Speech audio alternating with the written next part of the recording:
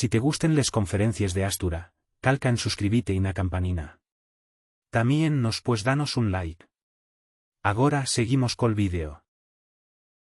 Muy agradecidos por vuestra presencia en esta conferencia que los segundos martes de cada mes organiza la Asociación Astura en colaboración con el Ateneo Obrero de Xixón, y siempre llevamos 12 años organizando estas conferencias mensualmente y siempre con temas relacionados con Asturias, que puede ser de historia, puede ser, como en este caso, infraestructuras, y siempre contando con las personas más competentes en cada tema, ¿no? Por cierto, si os interesa, el mes que viene será el tercer martes, y es una excepción del año. Bueno, ya os lo contaré luego al marchar de qué irá. Bueno, nunca en estos 12 años habíamos tocado el tema de infraestructuras directamente, aunque sí habíamos tocado, que no lo veo, con Joan Pedralles, el arquitecto que es experto en territorio, temas de territorio. Hoy específicamente sobre infraestructuras y movilidad, en particular la desgraciada historia de FEBE. Quizás no sabéis, y vamos a enterarnos todos de muchas cosas, que FEBE tiene una herencia extraordinaria, ¿no?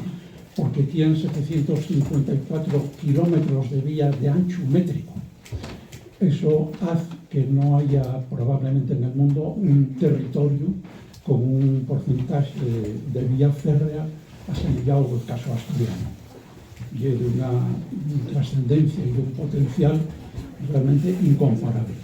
Y no mereció el destino al que lo condenaron, la falta de voluntad política, ¿no?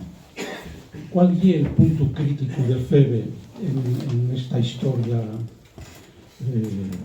ya antigua? Porque FEBE ya no existe, como sabéis, ¿no? El punto crítico fue el 1 de enero de 2013, gobernando Rajoy, que fue el día en el que FEBE sumió dentro de dos grandes gigantes diseñados, burocráticos además, diseñados para el ancho ibérico, Renfe y Adif. FEBE desaparece como tal y queda absorbidas sus funciones en dos grandes estructuras de ancho ibérico, lo cual tiene una consecuencia radical, que es que la vía métrica asturiana queda como una subcategoría que no tiene ninguna prioridad en el Estado, porque pasa a pertenecer al Estado, ¿no? Radicalmente, sin prioridad. Segunda consecuencia de la falta de prioridad, desinversiones, falta de mantenimiento y un abandono radical. Firmaron esos acuerdos de la Castellana, bueno, hoy anuncian inversiones, ayer anunciaban más, bueno, van reformando señalizaciones, el tramoya viana, en fin, va haciéndose algo, ¿no? Pero el abandono general y es muy obvio. Ahora mismo un fotógrafo que vino de la Nueva España nos comentaba que la FIA quedó ayer tirada por la noche con la maleta, con el maquinista, por una avería en medio de la nada. ¿Cómo es posible, no? Pero y así. Trenes viejos, sin recambios, vías en tan mal estado que en vez de repararles lo que fan es bajar la velocidad. Bueno, trenes más lentos cada año. Falta de maquinistas, que lo leeréis continuamente, ¿no? Ya que no, al mi hermano yendo para el infiesto, el maquinista llegó a un punto que no estoy muy seguro si fue en el Berrón o próximo al Berrón, que el maquinista paró y dijo: yo acabé el turno y marcho. Vosotros sabréis, pero así como os lo cuento, esto pasó y al mi hermano. No es normal. Y luego el colmo, y la famosa historia de los trenes que no caben por los túneles, que eso fue en el 2023. Y Barbón de aquella, y presionado por las circunstancias, por la presión social y por el desastre mayúsculo que era diseñar la Renfe, unos trenes que no cabían por los túneles, demostrando el desconocimiento de las infraestructuras que estaba gestionando desde hacía 10 años, desde entonces que se firmaron esto que vos decían antes de los acuerdos de la Castellana, las cosas empezaron a cambiar un poquito. En todo esto hubo un beneficiario silencioso. Un beneficiario silencioso del que no voy a decir el nombre, pero que conocéis perfectamente, que es una empresa importantísima de transporte de viajeros con fama internacional, que fue multiplicando la facturación en la medida en que desaniciaba los trenes de ancho métrico, ¿no? En una connivencia, y es razonable pensar que en una connivencia muy beneficiosa, ¿no? En alguna circunstancia, Juanjo fará referencia al Euskotren, porque el Euskotren en las mismas condiciones de ancho métrico, con un país asemejado, con ciudades asemejadas y tal, desde el primer momento, sin un duro, desde el día que amalgamaron la autonomía, ya tomaron posesión de la competencia ferroviaria. Y luego ya negociaron las perras. Pero lo primero es tener la competencia. Y así que hoy es un modelo de ferrocarril de vía estrecha ejemplar, ¿no? En el que hay que mirarse, como nos contará Juanjo seguramente a continuación. Y Juanjo, voy a deciros unas palabrinas sobre él, evidentemente, al que le agradecemos enormemente la conferencia de hoy, ¿no? Juanjo Tielbe nació en el barrio La Pomar, en La Felguera. En aquellos tiempos, como él decía, en que ellos creían que los teles de los tellados no eran colorados, todavía eran negros, y que descubrió que eran colorados en Xixón. Pero yo, en Xixón, yo el Xixón que recuerdo era oscuro, negro, por el hollín, por el fumo, y con la música de la sirena tabacalera de los 12, ¿no? Que mi madre decía, ¿quién parece que el Ángelus? Él estudió en Xixón, el bachiller, y luego terminó la carrera de ingeniero de caminos en Santander.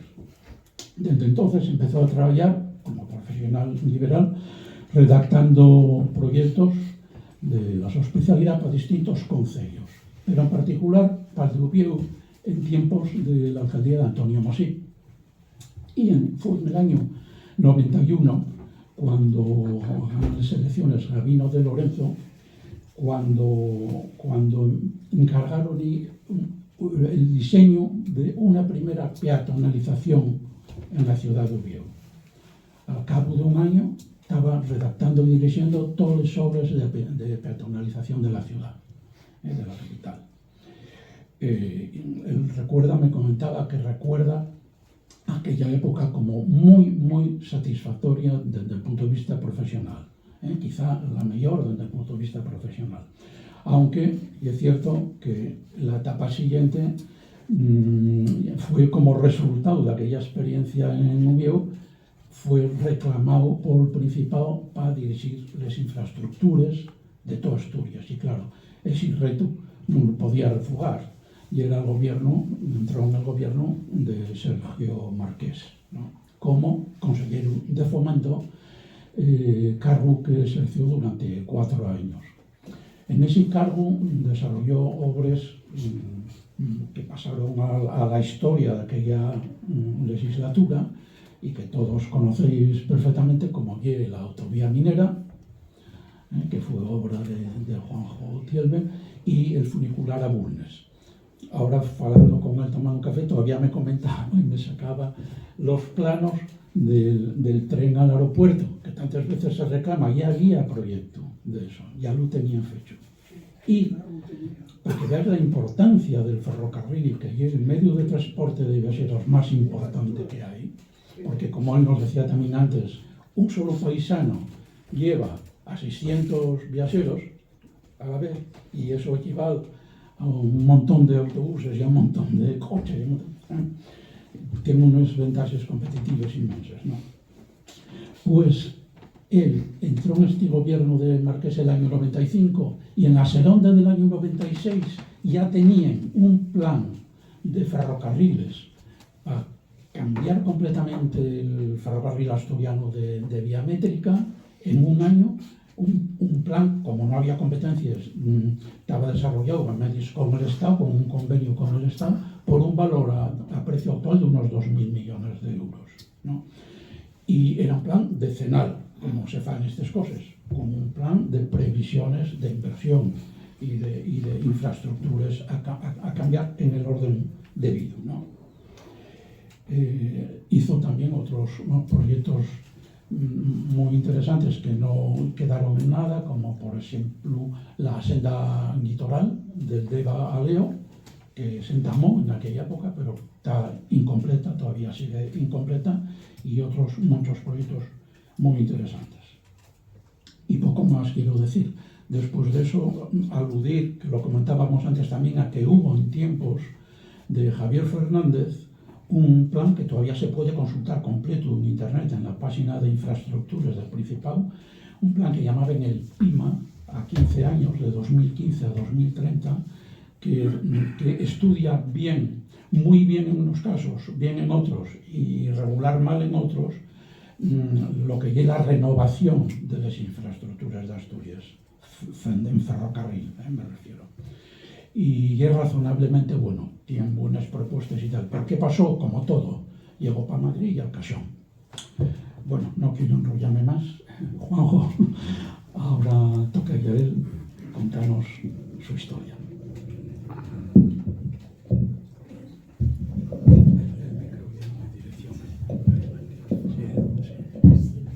Bueno, buenas tardes a todos. Muchas gracias, Amadeu, por la presentación.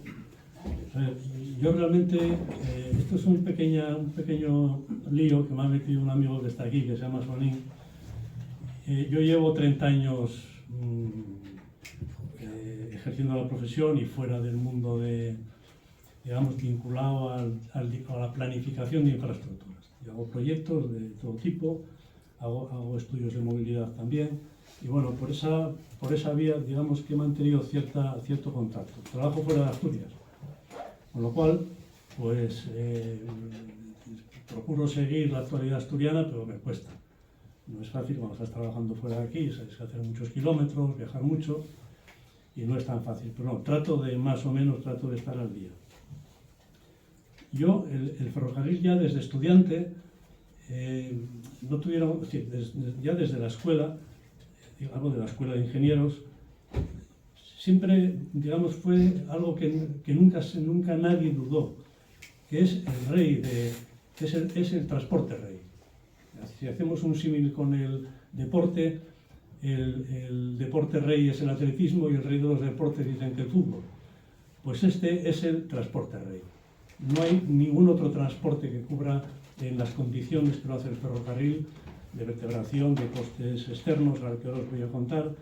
Entonces, bueno, yo creo que es yo viví en su día, cuando me tocó el cargo público y me tocó decidir sobre esto, bueno, algo se hizo, la pena es que no se continuó, y es un tema que, bueno, que me motiva, yo creo que está, no voy a decir abandonado, no es que esté exactamente abandonado, pero bueno, tiene un atraso importante y sobre todo falta compromiso.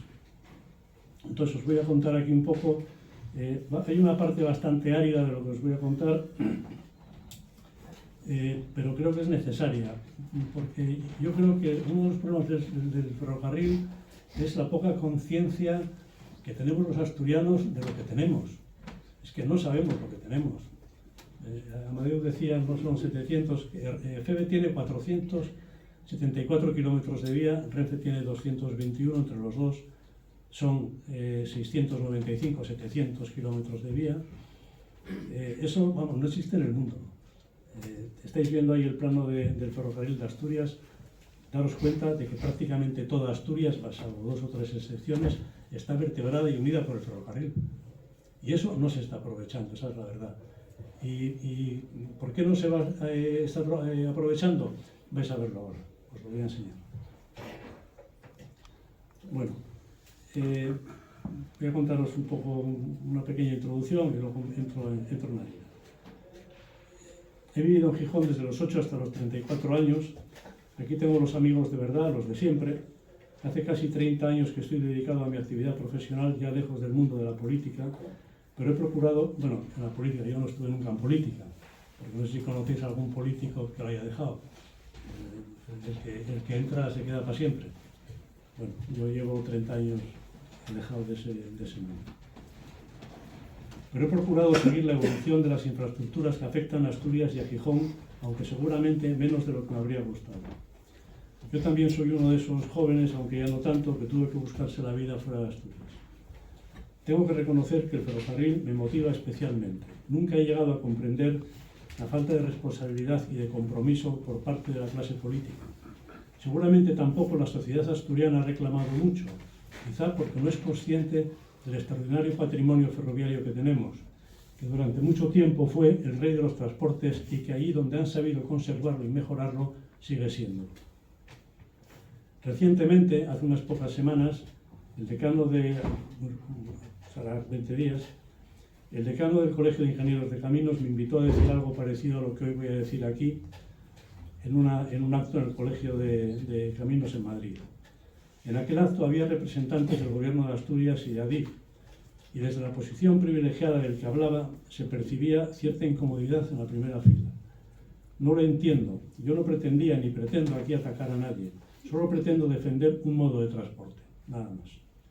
Alguien comentó después que por ahí sonaba un disco de los años 90, además de algún otro comentario sarcástico referido a mí. Me da igual, además era hasta lógico que fuera así. Era el único que se separaba del guión de Todo Estupendo, porque todo no es estupendo. Esta anécdota me reafirma mi intención de defender el ferrocarril y ya veo que no han entendido nada. Mi objetivo en Madrid, lejos de incomodar, era llamar la atención sobre la necesidad de involucrarse más allá de algún titular de prensa. Tengo que decir que mi preocupación por Asturias trasciende cualquier cargo. Me preocupaba en los años 90 con un cargo público y me preocupa también ahora en la tercera década del siglo XXI, aunque no cobre por ello. Y para quien no le guste la música de los 90, tengo una mala noticia. No pienso jubilarme hasta el 2040, por lo menos, y mucho menos pienso callarme si de defender el ferrocarril se trata. Y ahora ya vamos a hablar. Voy a comentarles una brevísima, 7 o 8 minutos, pero necesaria historia del ferrocarril de Asturias, una descripción de la situación actual y finalmente una propuesta de solución. Después me detendré en la intermodal de Gijón, que supongo que será lo que más interesa, porque en ella se concentran muchos de los problemas que arrastra hoy nuestro sistema ferroviario. La estación intermodal y las cercanías, de lo que vamos a hablar, no tienen sentido la una sin la otra. De poco nos vale una gran estación si el tren no tiene pasajeros. La historia del ferrocarril no puede contarse como una sucesión de líneas, estaciones y fechas de inauguración. Es más bien una parte de la propia historia económica y social de la región. En pocas zonas de España, mejor diría ninguna, el ferrocarril nació tan unido a la industria, al carbón, a los puertos, a la montaña y a la necesidad de romper el aislamiento. Y en pocas regiones se aprecia con tanta claridad una realidad que todavía hoy nos interpela.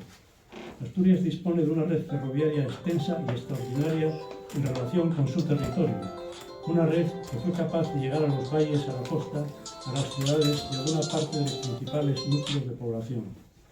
Esa implantación territorial constituye hoy una base de enorme valor para construir un sistema ferroviario moderno.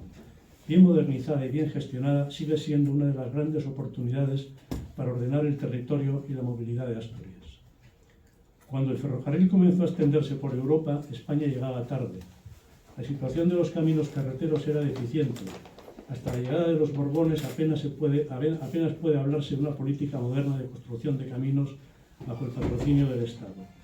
Hubo un impulso importante a partir de 1802, cuando Agustín de Betancourt se hizo cargo de la Inspección General de Caminos y Canales, pero las guerras, la falta de recursos, la inestabilidad política retrasaron el proceso.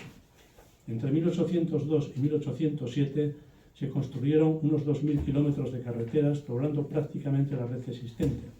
Pero entre 1808 y 1834 apenas se construyeron 900 kilómetros más. La velocidad comercial media era de 6 kilómetros por hora, con costes muy elevados para la época.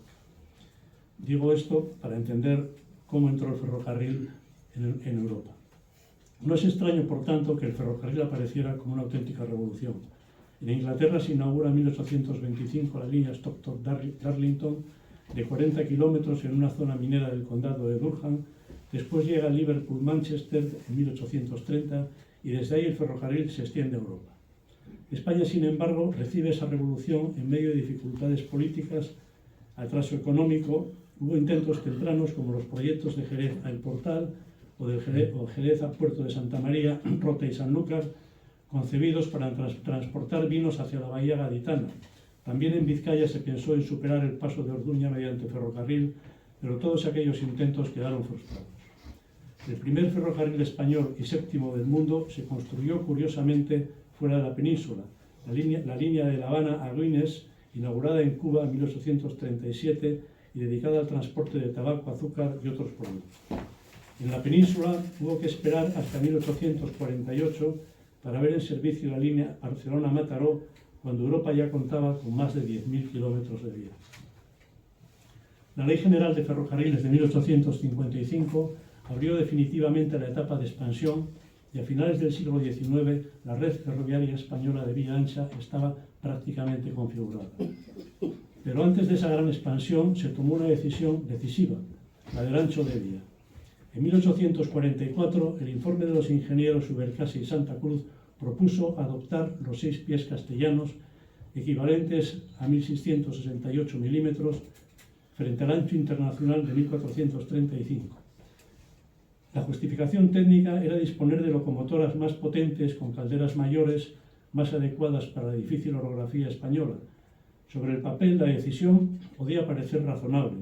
El problema fue que las locomotoras y el material móvil se siguió comprando en fábricas inglesas, francesas o belgas que no desarrollaron una tecnología específica para España. De este modo, el supuesto beneficio técnico no se alcanzó plenamente, mientras que el inconveniente histórico, la separación respecto a Europa, permaneció durante más de un siglo. A partir de ahí se configura una España ferroviaria peculiar, con ancho ibérico, con una red radial, con una fuerte dependencia de grandes concesiones privadas y con una intervención creciente del Estado. Las compañías ferroviarias entraron en dificultades económicas a finales del siglo XIX y comienzos del XX. El Estatuto Ferroviario de 1924 trató de sanearlas mediante aportaciones públicas.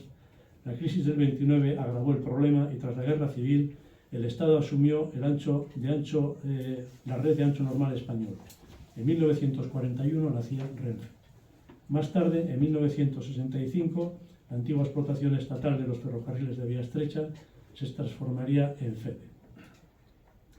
En Asturias, sin embargo, la historia ferroviaria tuvo rasgos propios desde el principio.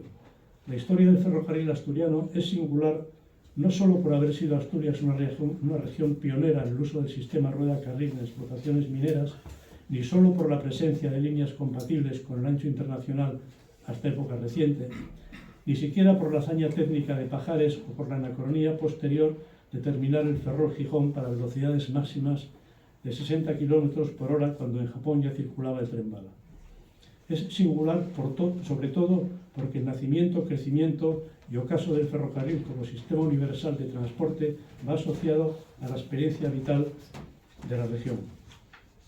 La red asturiana se articula en 2 grandes familias. Por un lado, la red de vía ancha, después integrada en Renfe, concebida para conectar los principales puertos y capitales de la región con la meseta. Por otro lado, la red de vía estrecha, después integrada en FEBE, que puede dividirse a su vez en una red intracomunitaria nacida para llevar las mercancías de los valles mineros a los puertos asturianos y una red cantábrica pensada para vincular las regiones del norte. Una idea que ahora políticos y empresarios reclaman un siglo después, como si fuese algo nuevo. La llamada del ferrocarril llegó pronto a Asturias. Ya en 1845 se autorizaba de forma condicional una línea desde los puertos de Gijón y Villaviciosa hacia Sama y Mieres con ramal a Oviedo. De esa idea nacería el ferrocarril de Langreo.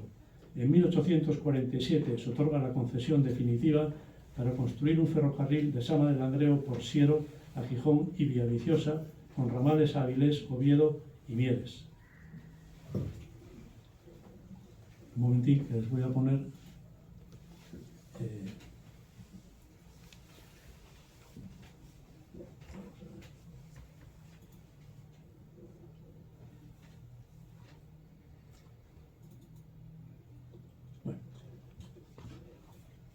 Estas son las líneas de las que estoy hablando. Cada color es una línea y es una compañía. Ya ven que son unas cuantas. Prosiguió Gijón y Villaviciosa con ramales a Avilés, Oviedo y Mieres. Aunque nació como ferrocarril carbonero, no fue exclusivamente minero. Ya en sus primeros planteamientos aparecen junto al carbón mercancías diversas y viajeros. La historia de Villaviciosa con el ferrocarril es amplia y merece un comentario. El ferrocarril de Langreo pretendía llegar al puerto del Puntal. Al final se desechó ese ramal. Más tarde, Villaviciosa formó parte del ferrocarril de las Cinco Villas, que unía por la costa Ribadesella con Gijón, pasando por Colunga. Proyecto que, por cierto, estuvo a punto de salir adelante. Hubo también un simpático intento de llevar el tren a Tazones, que con la misma simpatía trató la prensa de la época. Era realmente complicado llevar el tren a Tazones. Finalmente, Villaviciosa se quedó sin tren. Estas cosas que parecen surrealistas siguen pasando. El Langreo fue el primer ferrocarril de la península construido preferentemente para el transporte de mercancías y el tercero que se inicia en la red ferroviaria nacional después del Barcelona-Mataró y el Madrid-Aranjuez. Fue también el primero que obtuvo subvención estatal. Su orografía, la perforación de túneles importantes, un plano inclinado y los grandes movimientos de tierras lo convierten en una obra sin precedentes en España. Además, por su carácter minero, quedó eximido de cumplir las condiciones generales del pliego de 1844, lo que permitió adoptar un ancho de 1440 milímetros muy próximo al ancho internacional. Esta peculiaridad se mantuvo hasta que FEBE lo redujo al ancho métrico en el periodo 81-83. Las obras comenzaron en 1847. 5 años después se inauguró el tramo Gijón-Pinzales. 4 años después la línea Sama-Gijón. Más tarde la línea se prolongó hacia Sotrondo y Laviana y se completó con varios ramales mineros, además de la conexión con el Musel que permitió sacar el carbón directamente al puerto sin pasar por Gijón. Durante décadas el Langreo fue una pieza esencial del sistema carbonero asturiano.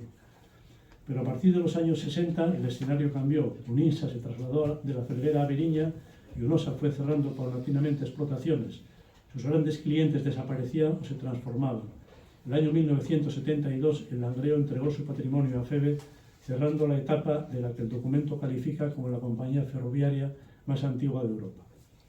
El segundo gran ferrocarril de vía estrecha fue el vasco-asturiano, más tardío que el Langreo. Se ven ahí las poblaciones y sí. Más o menos, bueno, para que se vea lo que voy a decir.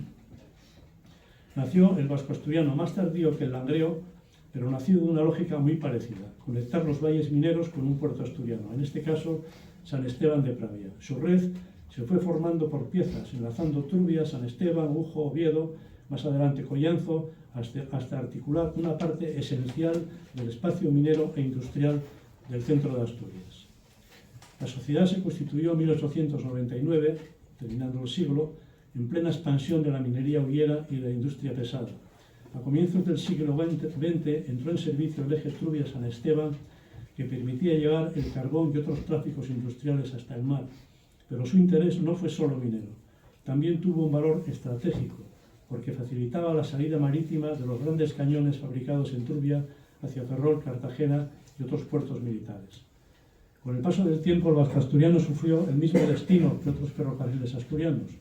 La pérdida progresiva de los tráficos que habían justificado su construcción, el cambio de modelo económico y una modernización insuficiente.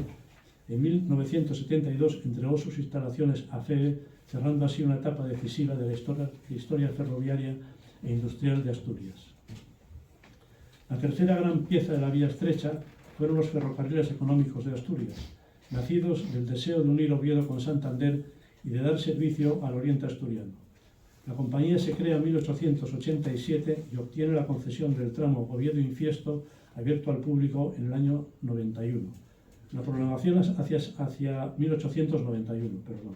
La prolongación hacia Santander era su vocación natural. El tramo Infiesto a Riondas se inaugura en 1903 y 2 años después los tramos a Riondas-Llanes y Llanes-Unquera. Quedaba así cumplida la aspiración de circular por ferrocarril entre Oviedo y Santander.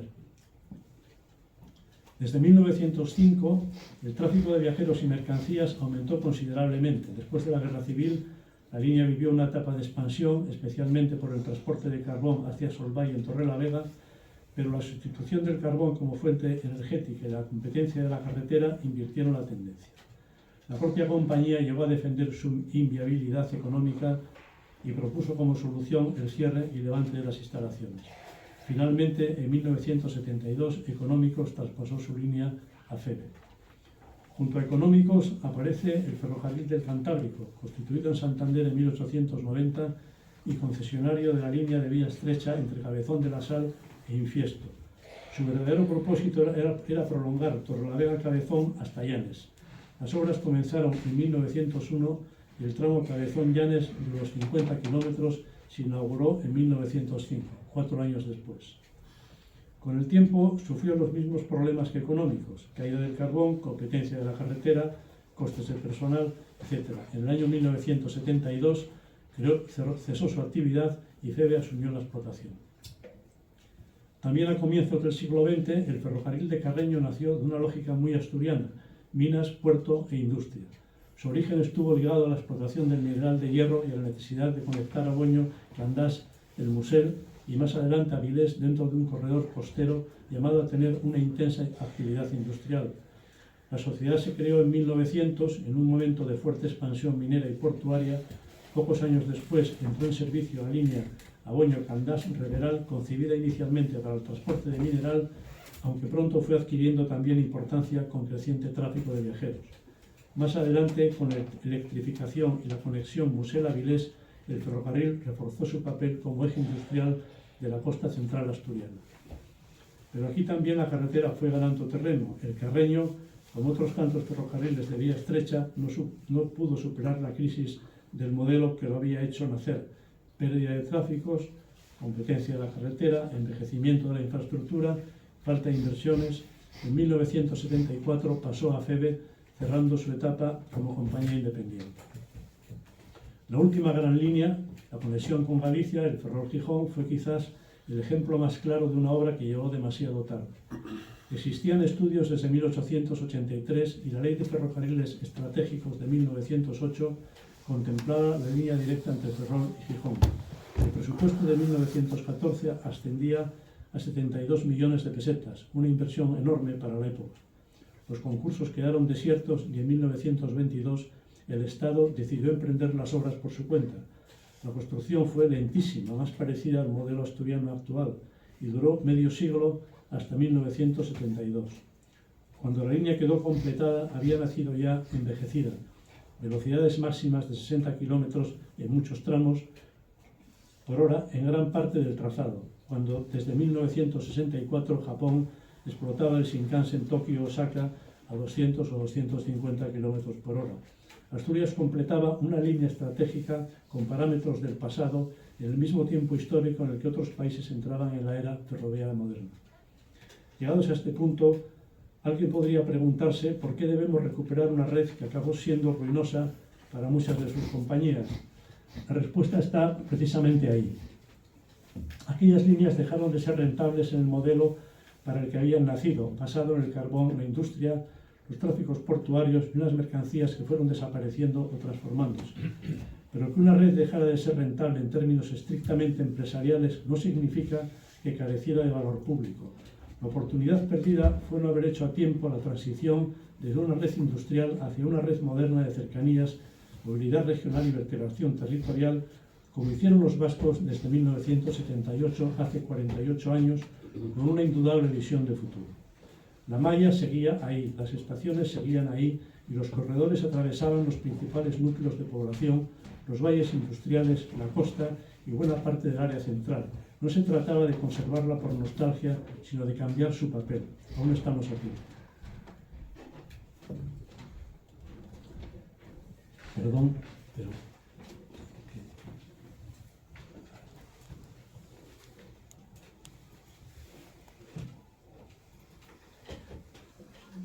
Bueno, si los de Renfe van a protestar.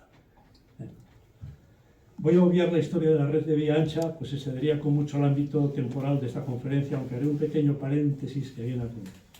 La rampa de Pajares fue el gran problema técnico y político de la conexión ferroviaria con la meseta. La compañía intentó modificar el trazado para reducir inversiones, aceptando pendientes de 35 milésimas propias de líneas de alta montaña. La noticia alarmó a Asturias. Y aquí aparece un hecho muy interesante, en mi opinión. La prensa asturiana no se limitó a informar, actuó como conciencia pública de Asturias. Periódicos como la Revista de Asturias, La Opinión, La Luz de Avilés, El Carballón, El Comercio, El Boletín de la Liga o El Naranco encabezaron la oposición al cambio de trazado, llevaron la protesta a las Cortes y contribuyeron a convertir un problema técnico en una causa regional. La prensa explicó, denunció, movilizó y presionó políticamente, incluida una advertencia política muy potente: no votar a los diputados asturianos que no se opusieran a la modificación del trazado. Esta presión culminó el 27 de marzo de 1881 con una gran manifestación en Oviedo, en el entorno de la actual Plaza de la Escandalera, contra la reforma del trazado ferroviario. Fue una movilización regional en defensa de una infraestructura decisiva para el futuro de Asturias y tuvo resultado. Quiero decir con esto que el ferrocarril de Pajares no fue solo una infraestructura, fue una causa colectiva, una movilización regional en defensa de la conexión ferroviaria de Asturias con España, en defensa del ferrocarril, en definitiva. Por si hay algún mal pensado, interprétenme bien, no les estoy invitando a manifestarse en la Plaza de Europa, tampoco les estoy pidiendo ayuda a la prensa, estoy intentando transmitir la trascendencia que tuvo y tiene el ferrocarril.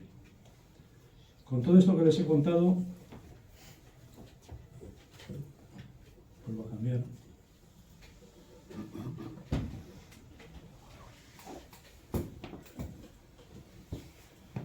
Con todo esto que les he contado, Asturias llegó a disponer de una red ferroviaria excepcionalmente extensa.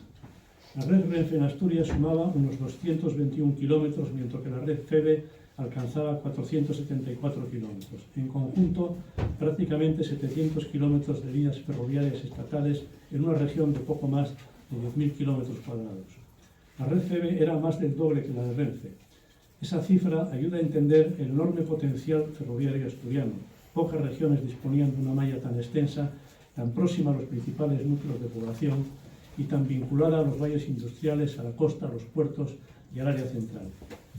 Bien modernizada y bien gestionada, esta red podía y puede y debe convertirse en una pieza decisiva de la movilidad asturiana. Ya en épocas más recientes, cuando tomo más contacto con el ferrocarril por razones del cargo que tuve en aquel momento, en 1995 el tráfico ferroviario de viajeros en Asturias era esencialmente tráfico de cercanías. Renfe movía en aquel momento más de 6 millones de viajeros en cercanías y FEVE unos 3,4 millones, entre ambas redes casi 10 millones de viajeros anuales. Frente a eso, los tráficos de largo recorrido apenas superaban conjuntamente el medio millón. La comparación por Pajares era demoledora. En 1995 el ferrocarril no llegaba al 9% del transporte público de viajeros entre Asturias y la Meseta, frente al 91% de la carretera. La red servía para moverse dentro del área central, pero perdía fuerza en la relación con el exterior. En mercancías, el ferrocarril asturiano siguió teniendo un papel relevante, especialmente ligado a la siderurgia, a los tráficos por Pajares, al carbón y a los puertos, pero también ahí se ve con claridad la oportunidad perdida.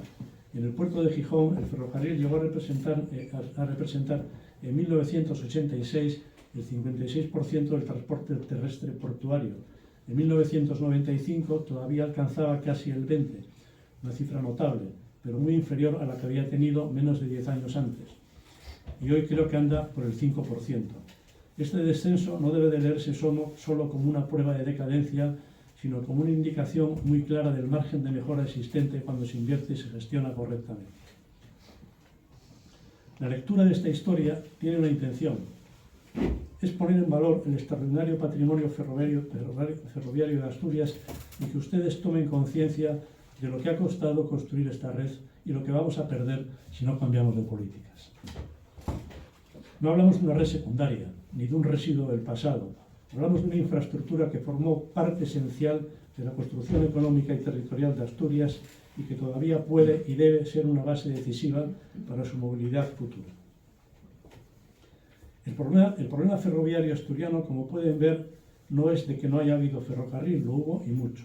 El problema es que la región no fue capaz de transformar esa herencia en un sistema moderno y útil para la movilidad cotidiana. Y esa es la pregunta que enlaza la historia con el presente. Si Asturias ya tenía corredores, estaciones, penetración urbana y memoria social del tren, ¿cómo es posible que esa ventaja no se convirtiera en una verdadera política de movilidad?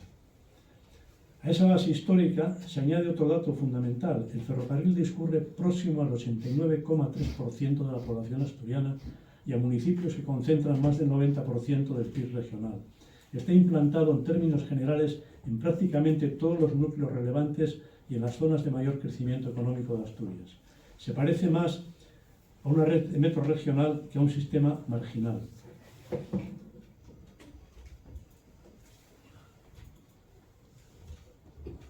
¿Qué le recuerda esto?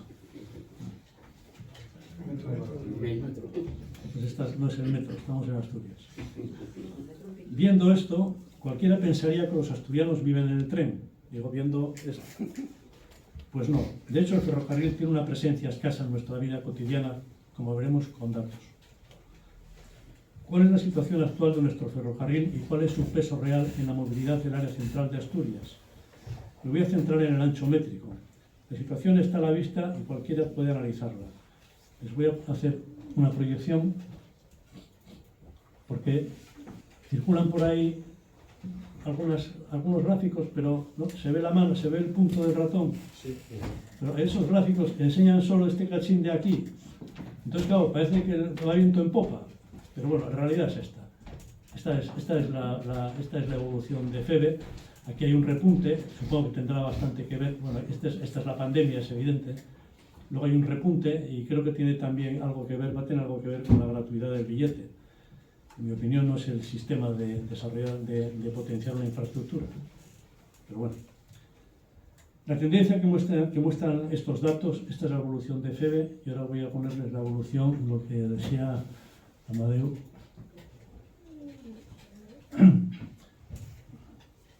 El ferrocarril pierde peso en Asturias frente al autobús interurbano y en términos generales frente a una movilidad cada vez más apoyada en el vehículo privado. Y ven ustedes la evolución del transporte, cómo sale el autobús de la pandemia, sale como un tiro, y cómo FEBE pues continúa en la parte baja con movimientos pues muy por debajo de los que deberían de tener.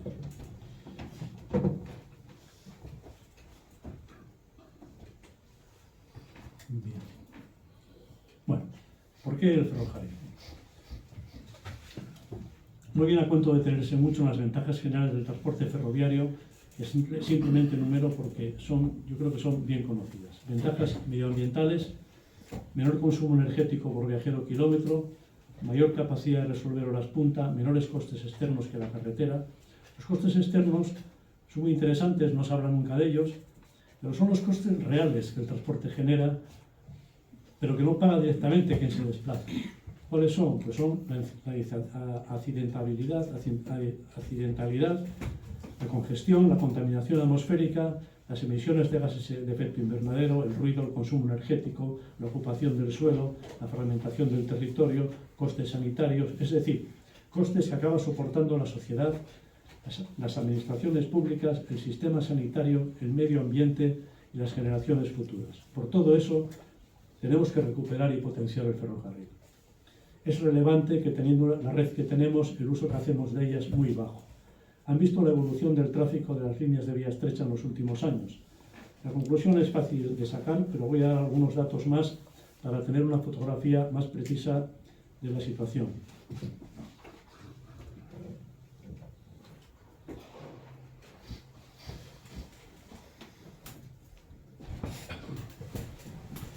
Los datos son en términos aproximados estos. En Alemania se realizan 30 viajes por habitante y año, en Francia 17, en Italia 14, en Gran Bretaña 26, en España 15, en el País Vasco 25 con el Euskotren. El Euskotren más las cercanías de Renfe. El Euskotren tiene ETS, Euskal Trenbide Sarea, que es el tren, el ancho métrico, y luego también tiene el Renfe Cercanías. Entre ambos tienen 25 viajes por habitante y año. Asturias tiene 8,3. FEBE, con 474 kilómetros de vía, 2,38. No busco aquí una precisión decimal, sino una referencia suficientemente elocuente. Asturias queda muy por debajo de los ámbitos con los que debe compararse. Si ahora miramos el tamaño de la infraestructura, medido en kilómetros de línea ferroviaria por cada 10.000 habitantes, los datos son estos. Alemania tiene 4,7 kilómetros de vía por cada 10.000 habitantes. 4,1 Francia, 2,4 Gran Bretaña, 2,5 el País Vasco, 4,4 de media la Unión Europea. Asturias tiene 7 kilómetros por cada 10.000 habitantes. Esto quiere decir que tenemos casi un 50% más de líneas de ferrocarril que el que más tiene, y sin embargo un uso en torno al 40% de la media europea. Una red muy densa con un uso muy inferior al que cabría esperar. Esa es nuestra situación actual. Si tenemos una red extensa que vertebra casi la totalidad del territorio y el tren no se utiliza, la explicación está en la baja calidad funcional del sistema, velocidades bajas, tiempos poco competitivos, frecuencias insuficientes, poca intermodalidad y en general una explotación que no consigue hacer del ferrocarril una alternativa dominante allí donde debería serlo.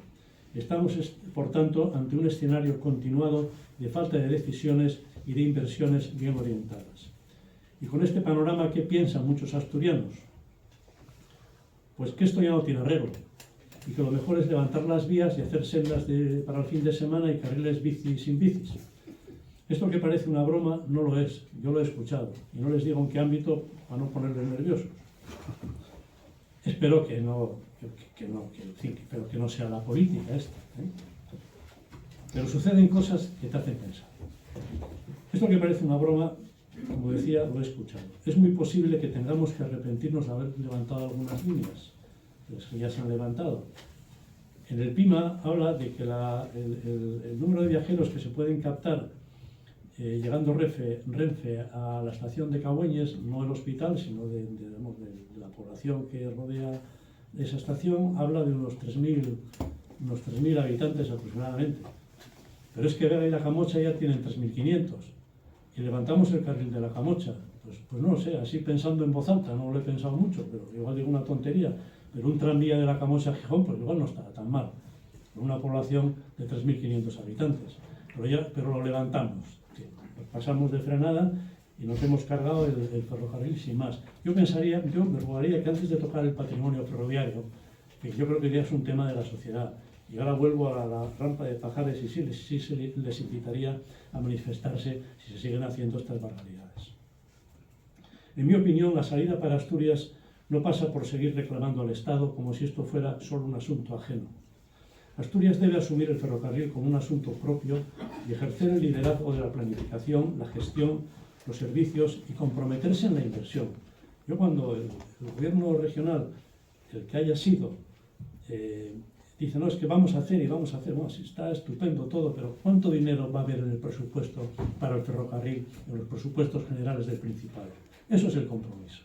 Ese es el que buscamos y el que tenemos que exigir. Y no se comprende que una región con 700 kilómetros de vía no tenga al menos una subdirección general de ferrocarriles. Y no se comprende desde el punto de vista territorial. Viendo la implantación del ferrocarril en Asturias, no es discutible su incidencia en la ordenación del territorio y en los desarrollos urbanísticos. Pongo un ejemplo muy concreto. Se está tramitando ahora mismo el desarrollo de un área logística junto al aeropuerto de Asturias de 67 hectáreas. Pasa una línea de ferrocarril a poco más de 1 kilómetro. Hay un aeropuerto con 2 millones de viajeros, un polígono industrial con 670.000 metros cuadrados y el tren al lado. Igual hay que plantearse una variante al aeropuerto. Esta propuesta es del análisis del ferrocarril en Asturias de 1996. En aquel momento no era viable. El aeropuerto movía poco más de 400.000 viajeros y no era una inversión sostenible. Hoy se ha multiplicado por 5. Hoy estoy seguro de que sí sería viable. Revisémoslo. Y al menos establezcamos un sistema general que permita ejecutar esta infraestructura, llegado el caso. Quiero decir que hay que hacer una reserva de suelo para que esa variante en un futuro pueda construirse y no quede cercenada para siempre la posibilidad de que se haga. Volvamos al tema. ¿Qué hacer? Bueno, pues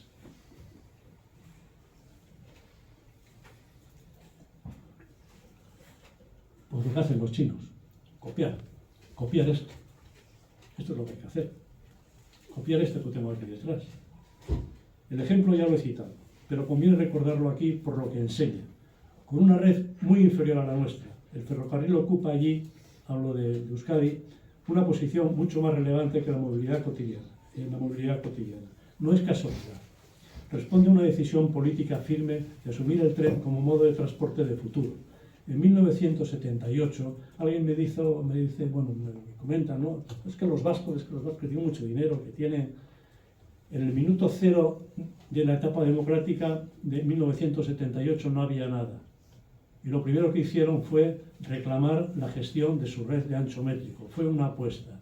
Después vino la pelea por el dinero, pero la decisión fue sin pensarlo. Poder hacerla y reclamarla.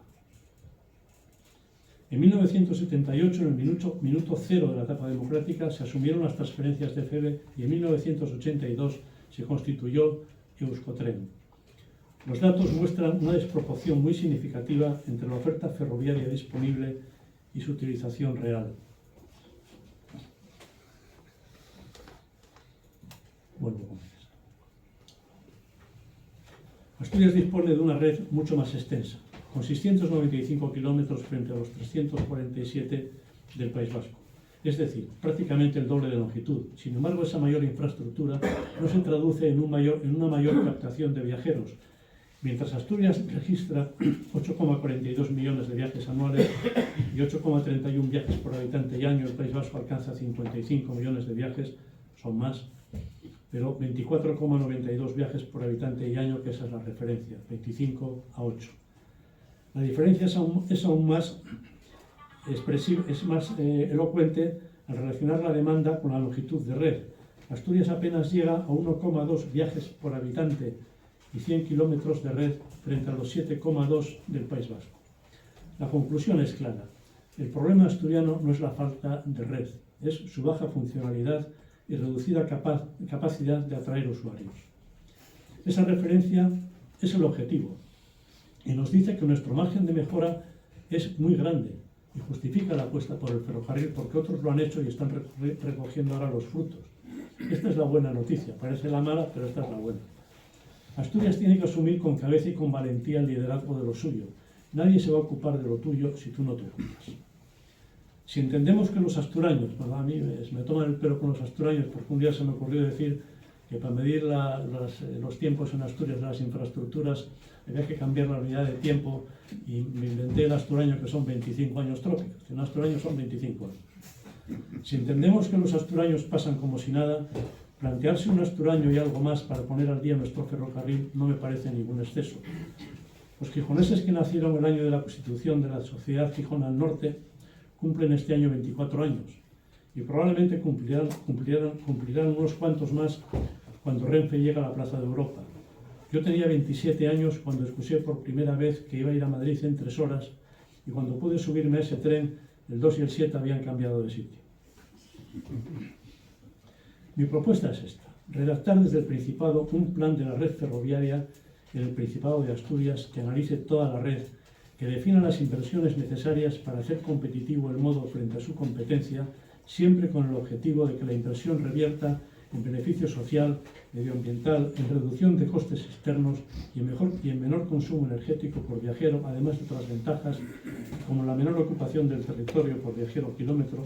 Y con base en ese plan habría que firmar con el Estado un convenio de inversiones, mojándose el Principado, y objetivos en los que debe de involucrarse el Principado y en un horizonte cercano asumir las transferencias de nuestro ancho métrico. Ojo, igual de importante es la gestión de la red. De poco sirve una infraestructura moderna mal gestionada. Me consta que con la red actual, mejor gestionada, las cosas podrían ir bastante mejor ya con lo que tenemos. El proceso será largo. Esto no es una cuestión de grandes anuncios, es una cuestión de una buena planificación acorde con las posibilidades económicas del Principado y las del Estado. Una buena planificación no es la que más promete, es la que puede cumplirse. La discusión sobre si Asturias debe invertir en el ferrocarril no debería plantearse como una cuestión ideológica ni sentimental, sino como un problema de racionalidad económica, ambiental y territorial. Y desde ese punto de vista, la conclusión me parece bastante clara. Cuando un territorio dispone ya de una infraestructura ferroviaria extensa y estructurante, como ocurre en Asturias, lo lógico no es renunciar a ella, sino modernizarla, explotarla mejor y potenciarla. Ojo, si no se toman decisiones en un tiempo razonablemente corto, seguramente vamos a tener dificultades para mantener la red que tenemos. Y llega el caso de Gijón. Llegamos a Gijón, por fin.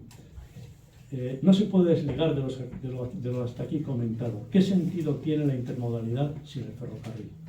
Puede ser muy bonita la estación, pero si no hay cambio de modo, o no hay el suficiente cambio de modo, pues igual ni se justifica. La operación ferroviaria de Gijón está a punto de cumplir un cuarto de siglo desde el convenio inicial de 2002.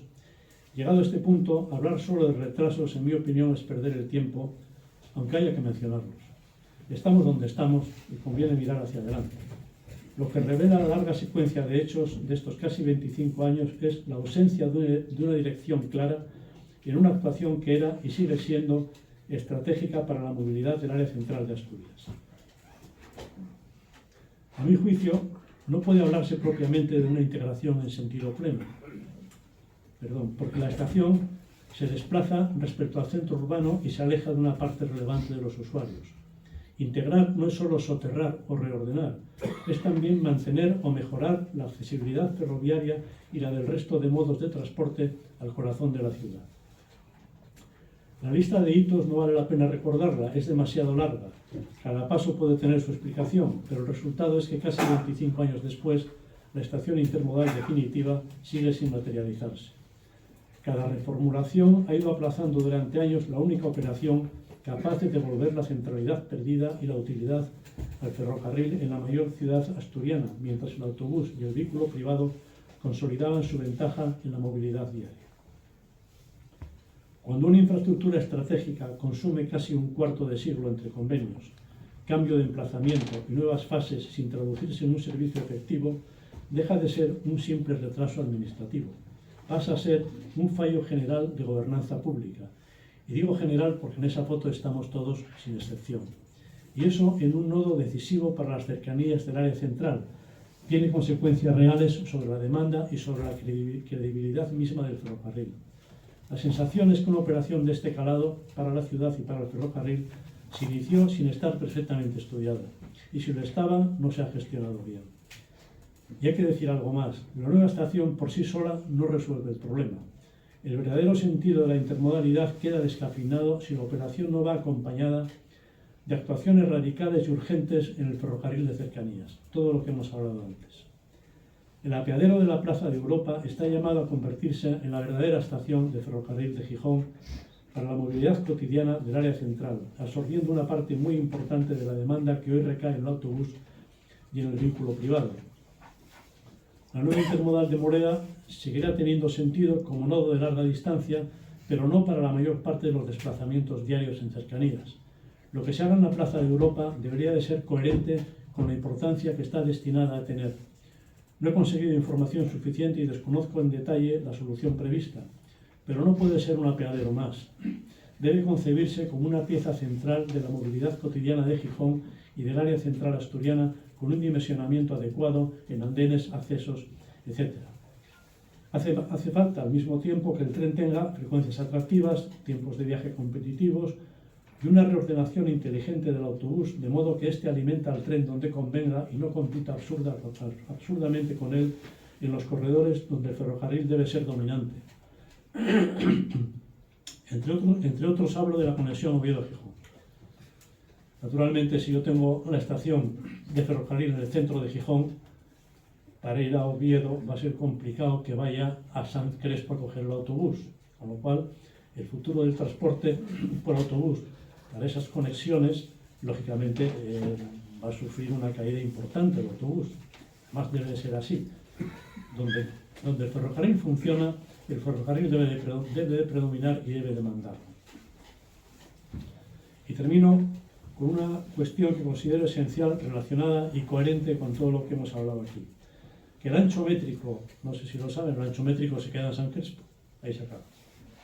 Que el ancho métrico no continúe hacia el interior de la ciudad y se quede en Sant Crespo supone en la práctica condenarlo a un papel secundario. Es incompatible con una política de recuperación funcional de esos 474 kilómetros de vía de ancho métrico.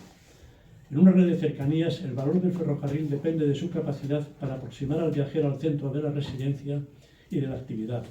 Si el ancho convencional prosigue por el túnel hacia el centro de Gijón y el ancho métrico no lo hace, se establece desde el propio diseño una desigualdad funcional entre ambos sistemas. Para muchos usuarios, el tren métrico deja así de ser un medio que resuelve el viaje completo y pasa a ser solo una aproximación incompleta al destino. Esa pérdida de centralidad reduce su utilidad, debilita su demanda potencial y limita gravemente su eficacia como transporte público competitivo. O sea, que nos esforzamos por hacer Pola de Laviana a Gijón en 35 minutos y cuando llegamos a Gijón nos dejamos a más de 1 kilómetro del centro. Con un tren a 35 minutos de Gijón, perfectamente podrías vivir en Laviana y trabajar en Gijón. O al revés, lo que podría incidir, entre otras cosas, en el mercado de la vivienda. Me gustaría saber si se han medido las consecuencias de no llegar con el ancho métrico a la Plaza de Europa, cuando el propio PIMA, documento del Principado de Asturias, evalúa en 2,5 millones de viajes el efecto de que ambos anchos lleguen a la Plaza de Europa, y me consta que Adif lo contempló en sus primeros análisis. Aquí no vale la pena que les comente nada porque yo creo que está claro, ¿no? El ancho métrico hay que llevarlo a la Plaza de Europa, eso hay que exigirlo. No podemos hacer esta operación y dejar el ancho métrico a 1,5 kilómetros del centro de Gijón. No tiene ningún sentido. No tiene ningún sentido. Y si lo tiene, alguien tiene que explicarlo. Estamos hablando de que del ancho métrico cuelgan 474 kilómetros de vía que los dejamos fuera de la ciudad. Cuando vamos a hacer, supuestamente, una operación que va a ser millonaria. Hombre, a ver si por una vez hacemos las cosas bien. Esto habría que exigirlo. Y ahora voy a compartir con ustedes dudas que me surgen sobre la operación de Gijón, alguna más. Yo creo que debería de abrirse un debate tranquilo, porque cuando dices que algo está mal, pues todo el mundo, mucha gente se ofende, ¿no? Joder, estamos opinando, estamos dando nuestra opinión. Yo planteo dudas. No tengo capacidad de hacer nada, pero la única capacidad que tengo es la de hablar y explicar las dudas que me surgen.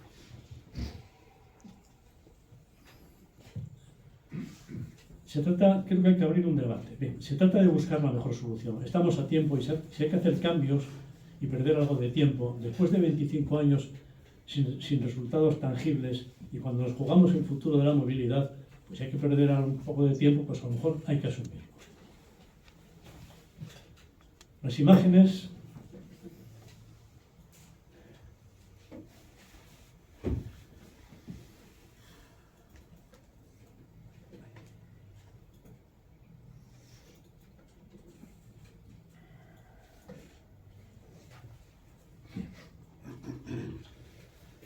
Las imágenes que tienen ustedes aquí sirven para abrir una duda razonable y no cerrar ni eludir el debate. Lo sensato es preguntarnos si la solución que se está consolidando es la mejor para los próximos 100 años. Estamos hablando aquí de un ferrocarril de mediados del siglo XIX. Eso quiere decir que dentro de unos años hablarán, y nosotros debemos de hablar, porque tenemos la experiencia de los anteriores, de que en este momento lo que se está planificando y lo que se está haciendo es la movilidad del siglo XXII. Es decir, estamos hablando de una historia de hace 179 años. Es que esos 179 años van a volver a pasar. Los que están aquí se van a encontrar con lo que nosotros dejemos. Entonces yo creo que vale la pena pensarlo un poco. Estas imágenes yo creo que son... Bueno, vale. Cuando en Gijón se habla de llegar al hospital a través... Bueno, les explico un poco la imagen. ¿Qué es? A ver, la imagen es el área sanitaria 3. Saben que el hospital de cabecera es Cagüeñes. Las líneas azules son el ancho métrico. La línea verde es Renfe. ¿De acuerdo? Es decir, toda el área sanitaria está conectada por el ancho métrico. Por Renfe nada, porque el entrego a nadie se le va a ocurrir ir a Gijón por Oviedo. Realmente está dibujado ahí que tal, pero realmente no es operativo. Quiere decir que la realidad es que FEBE vertebra toda el área sanitaria 3. ¿Vale? Cagüeñes es el hospital de cabecera. Pues a Cagüeñes llega Renfe. ¿Tendrá lógica? Yo no consigo verla. Los gijoneses están pensando seguramente en ir en tren al hospital. Las frecuencias que ahora tienen con el autobús urbano, sospecho que nunca se las va a dar el tren para ir desde la Plaza de Europa a Cagüeñes.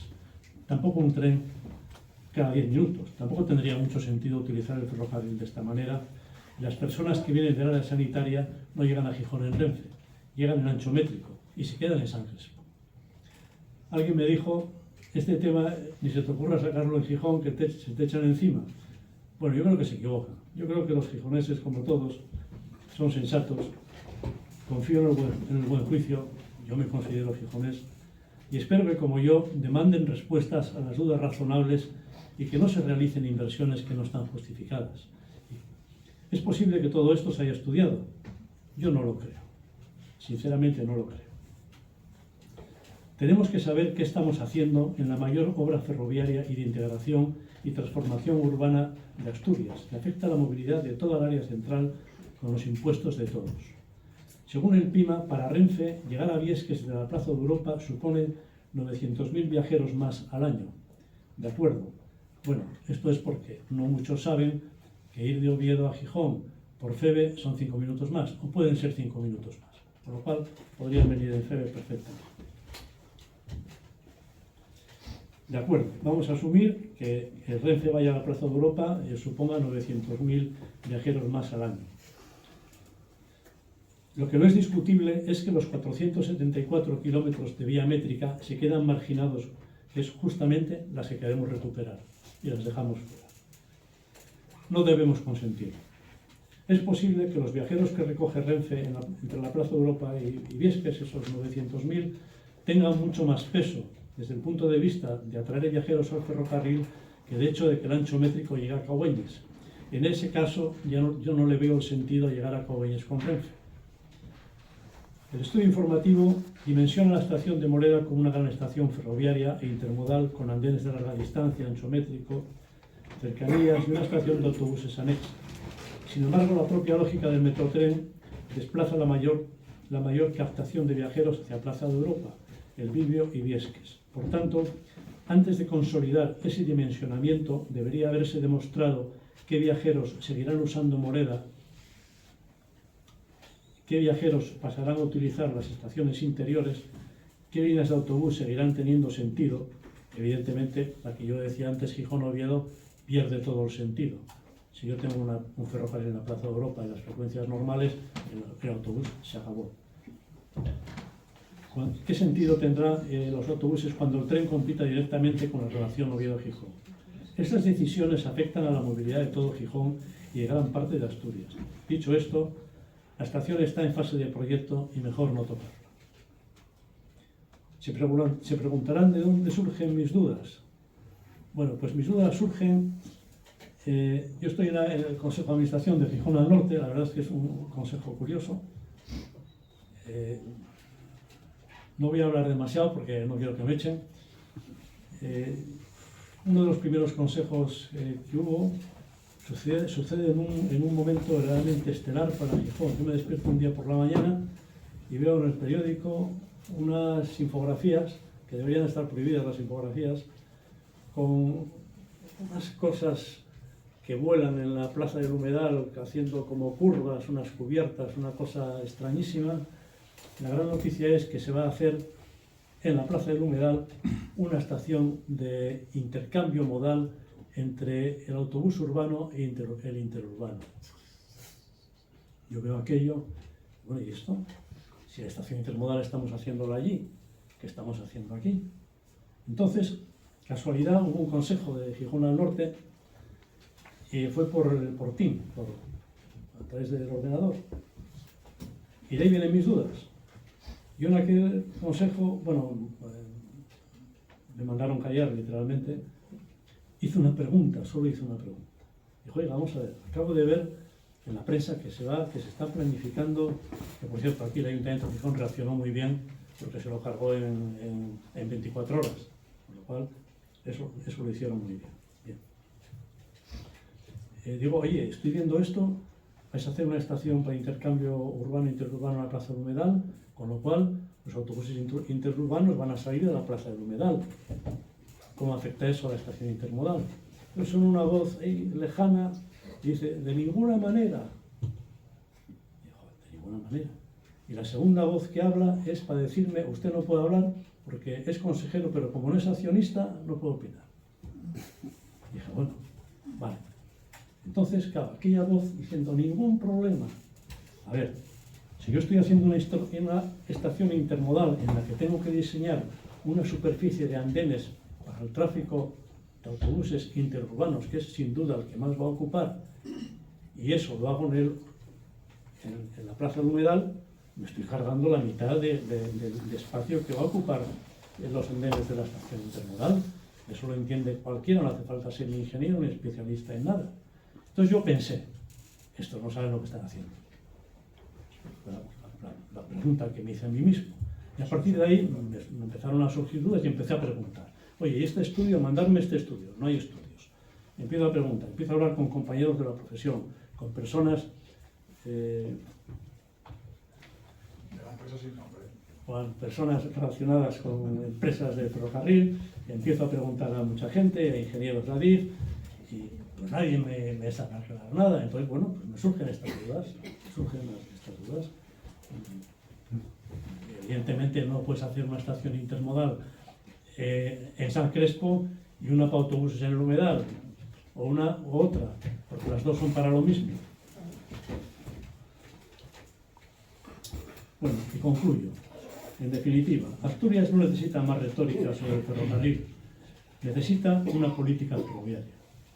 Una política ferroviaria, antes lo comentábamos, para mí, ¿qué es una política ferroviaria? Para mí es presupuestos generales del Principado y una partida dedicada al ferrocarril. Eso es política ferroviaria. Lo demás son palabras. Asturias tiene red, tiene demanda potencial y tiene una estructura urbana en la que el tren debería desempeñar un papel mucho más importante del que hoy desempeña. Lo que falta es marcar una dirección, priorizar inversiones y definir políticas y, por favor, a ver si es posible que no nos enfrentemos, que dejemos de echarnos culpas unos a otros para justificar nuestras incapacidades y rememos todos en la dirección correcta, que es salvar el ferrocarril. Si hacemos esto, si corregimos el rumbo, el ferrocarril puede volver a ser una herramienta valiosa para ordenar la movilidad del futuro en el área central y para articular mejor el conjunto de Asturias. Si no lo hacemos, seguiremos teniendo una extensa pero ineficaz red no sé cuánto tiempo, y ese sería sencillamente un fracaso que Asturias no debería permitirse. Muchas gracias.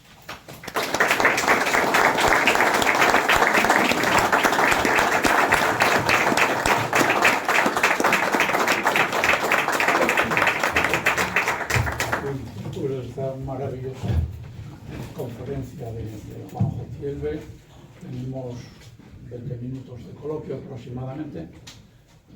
¿Tú sí correrías? Sí, pues Sí. Hablar alto, que hay mucho más. Bueno, yo soy de la generación del comercio, de director de Carantoña, y nos criamos con dos objetivos importantes en aquel momento, que era el soterramiento de les vías para unir el este y el oeste de Xixón, y otra era la Asociación de Cabezas de Familia de la Calzada, con Evia Carril estatal, con la entrada al museo, que no pasaba por 4 caminos, etc., la ronda del museo, ¿no? Entonces te pasa la vida, para mí por lo menos, entonces mentalmente son proyectos, anteproyectos, inversiones, y como decía un presidente asturiano, con el cual estuviste en el gobierno, fijaros en los presupuestos del Estado, mirar tal, Madrid, Barcelona, tal, no sé qué, y Asturias al final. Pero pasa una cosa, que se ejecutan todos los presupuestos menos el de Asturias. Y al año siguiente no estás en tercero o quinto, sigue estando Madrid, Barcelona, no sé qué, fue el último, y sigue sin ejecutarse. Entonces, en ese sentido, cosas que sigues, ¿no? Que pienses que ya está, no sé, son 5 kilómetros o 2 kilómetros de la carrera a Pola Sierra. Desdoblar la vía, ¿no? Son 2 kilómetros. Sí, no sé. 20 años. 20 años. Pero pienses que ya está ejecutado este año, que estamos en lo vendieron, pero te enteres a 2 días que sigue sin adjudicar a una empresa. Los túneles de Villabona, que yo pensé que ya estaban en empezar de sobres, están en los presupuestos, pero todavía no comenzaron los sobres. Bien, un gobierno en el que tú estuviste, había un proyecto que era mejorar la carretera de la Carbonera, una serie de millones entre Gijón, La Felguera y Mieres. Llegaste tú y planteaste una cosa que me impresionó en aquel momento, y dices, oye, por un poco más de dinero, con una inversión mayor, hacemos una autovía que conecte con Mieres, salida tal, y no sé qué. Te ejecutasteis en unos pocos años. El Estatuto de Autonomía de Asturias tiene competencias en ferrocarril. ¿Cómo es posible que en estos años nadie se plantease la asunción de competencias? Sé que se planteó en su momento, pero hubo una persona que se opuso, unos sindicatos que se opusieron, ¿no? Entonces, no se quieren asumir esas responsabilidades. Y estamos pagando. ¿Qué pienso yo? Fuera de todo esto. Si el Estado tiene una competencia, que son los ferrocarriles de vía estrecha de Asturias, y durante 40 años no gasta un duro, te está robando. Si esa competencia fuera asturiana, la competencia viene con su presupuesto y con su dinero. Lo hubiéramos invertido en ferrocarril, por lo menos para mantenerlo, o llevarlo el kilómetro que dices tú, pues al hospital de Oviedo o al aeropuerto, donde va son reflexiones que quiero hacer. No sé si tú sabes por qué no se asumieron las competencias en su momento, si hay unos intereses tal, y felicitarte, que nunca lo viste, por la época en que estuviste de consejero, porque ejecutasteis unos sobres en pocos años, cosa que no volvimos a ver en Asturias. No el gobierno asturiano, digo, a nivel de Madrid, son incapaces, chicos, de hacer cualquier obra en un tiempo mínimamente razonable. Y bueno, y seguimos callados, no hay prensa, no hay opinión, no hay partidos políticos, no hay pensamiento en Asturias de qué Asturias tenemos dentro. Y gracias por ser valiente, por decirlo, una fijada y nada más. No soy la estación de la Plaza Europa. Claro, tendrá que influirles Rampes, pero un tercer hilo GB tal, como está, bueno, Valencia y todo eso, no sé qué año todo, Valencia está a nivel europeo ya con otra fase que aquí ni se habla de las autopistas ferroviarias ni nada de eso, ¿para qué vamos a hablar de eso? Pero si el desnivel tal, podría haber una solución de un tercer hilo, ¿no? No, es que tienen que buscarla. El tercer hilo, claro. Tienen que buscarla, claro. No podemos permitir que el ancho métrico se quede en San José. Tercer hilo, el cuarto, el quinto... De sentido común. No, carretillo, pero tienen que resolverlo. Sí, sí. Gracias por plantearlo. No comentaste nada del ferrocarril de Tazones. Bueno, ya quedé impresionado.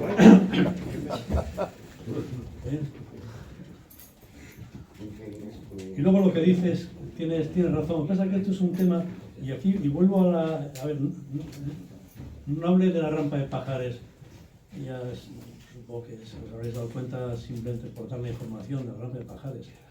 Conté lo de la rampa de Pajares porque lo que estamos viviendo, la solución probablemente exija algo parecido a cómo se resolvió la rampa de Pajares.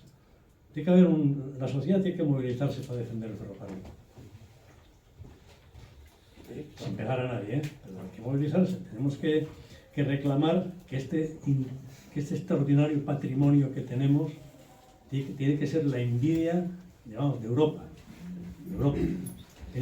Asturias tenía que ser la región del tren, o sea, tenía que venir aquí de Alemania a ver nuestro tren.